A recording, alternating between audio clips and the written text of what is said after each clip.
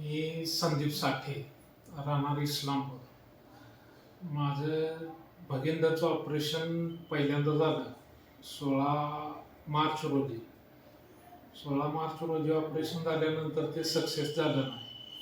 यात एक भुलीचं इंजेक्शन दिलेलं मला मणक्यामध्ये.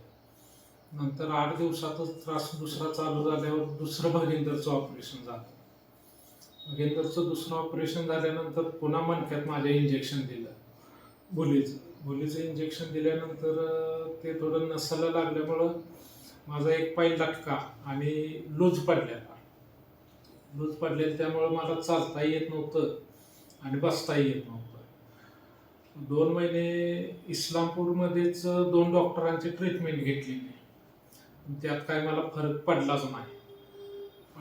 असंच फेसबुकवर एक पोस्ट बघितली पाटील सरांची आणि पाटील सरांची भेट घेतल्यानंतर पहिल्याच दिवशी त्याने मला औषधं वगैरे दिली.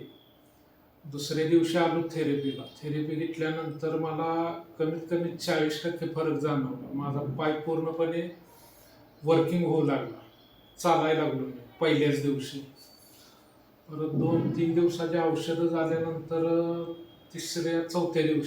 चौथ्या दिवशी आजची दुसरी थेरपी आहे माझी. दुसऱ्या थेरपीला आत्ता मला 80% फरक पडलाय. 80% फरक पडून तर माझे पाय थोडे रखरखत होते, त्याच्यात आणि औषध वगैरे लावून ते सुद्धा क्लिअर केले त्याने. आता मला कंप्लीट 80% फरक आहे.